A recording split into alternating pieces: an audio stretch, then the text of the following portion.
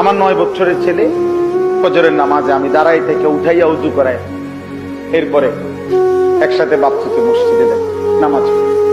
যতক্ষণ হয় না ওঠে উজু না করে ততক্ষণ আমি দাঁড়ায় থাকি। এটা আমার জিম্মাদারি কিনা বলেন না? হুদা গেল ওয়াজ করুন, আমার দায়িত্ব, আমার দায়িত্ব। আমার স্ত্রী, আমার ছেলে মেয়ে, তাদের দ্বীনের নজর রাখা, খোদার কসম এটা আমার প্রধান দায়িত্ব। ঘর যদি নাও মিলে ওরা করতে পারে, সোফা যদি আমি করে দিয়ে দিতে নাও পারি ওরা পারে। আমার আব্বা আমাদের 5 ভাইয়ের জন্য ঘরও করে দেয় নাই, ফার্নিচারও কিচ্ছু কিনে দেয় না, কিচ্ছু না। আমার আব্বার মৃত্যুর পরে আমি কিছুই পাই নাই, ঘরদুয়ার